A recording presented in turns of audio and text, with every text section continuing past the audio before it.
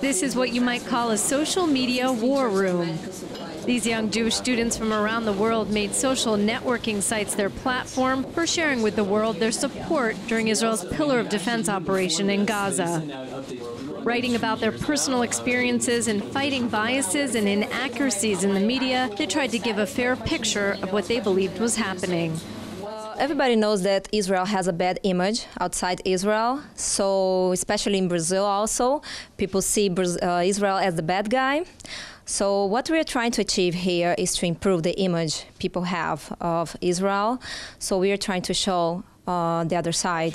They came to Israel as college graduates to volunteer on Masa, programs run jointly by the Jewish Agency and the Israeli government. None expected a military operation would interrupt their year abroad. Once it did, they decided to become soldiers in the fierce social media war that broke out online between pro-Israeli and pro-Gaza groups. We're here to change the situation, to spread awareness.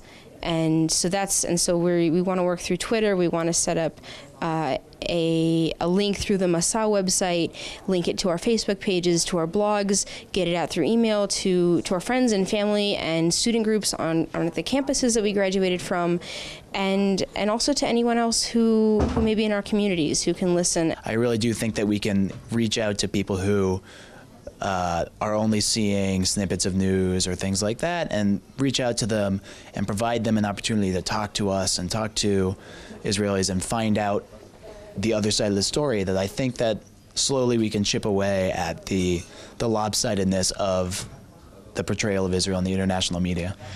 Diaspora Jews and Israelis have long believed the Jewish state doesn't get a fair shake in the international press.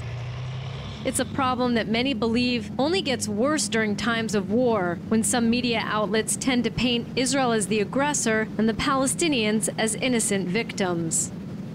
Israeli leaders have been criticized for not responding effectively to the media and its biases, which only has exacerbated the problem. But during Pillar of Defense, Israel launched a formidable online social media campaign. Israel posted updates on almost every step of the military operation, consistently emphasizing that the goal was to stop terrorist rocket fire from hitting innocent Israeli civilians. In the past, bureaucratic delays and infighting often prevented Israel from communicating quickly and efficiently with the media and public during times of war. But this time around, media analysts say the government and army's online social media campaign was extremely effective. A young group of tech-savvy Israeli soldiers were able to post pictures and video and information very quickly on Twitter and Facebook. That helped win the hearts and minds of people all over the world watching the conflict from afar. These volunteers wanted to help those efforts. Many spoke of addressing the misperception that Israel ignores the risk of killing Palestinian civilians in its attacks.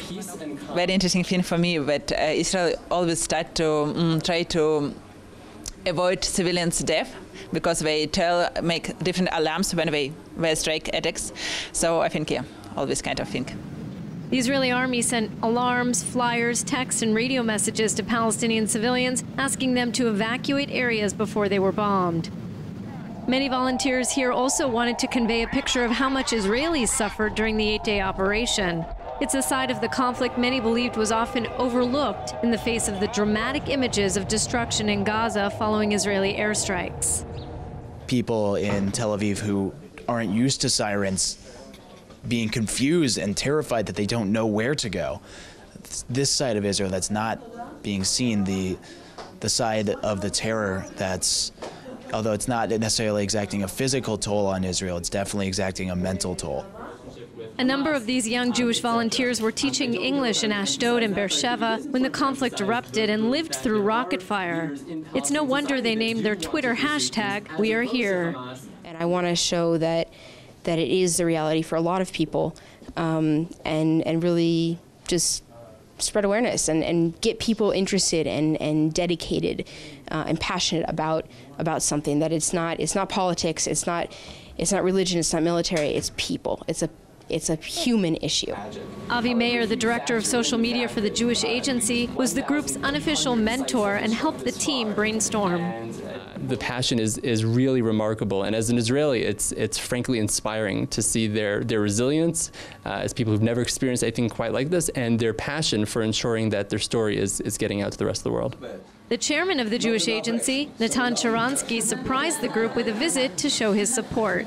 I think it's very important that it's not propaganda, not the official spokesman of Israeli army or of Israeli government, but the students themselves who live there, who decided to stay here, and they're telling to their friends all over the world what is happening at this moment in Israel. Sharansky warned that the Palestinians also waged a fierce social media campaign over Operation Pillar of Defense, but he pointed out that they don't play by the same rules. I think that it is not easy to work against the propaganda of our opponents when they have no moral criteria, when they have no problem in falsifying the facts. What really helps us is the fact that terrorism that we are fighting for is a threat to all the world. You could call these young visiting volunteers a kind of battalion of social media soldiers for Israel. In the future, it's likely more groups like this will enlist to help Israel tell its side of the story. Jordana Miller, JN1, Jerusalem.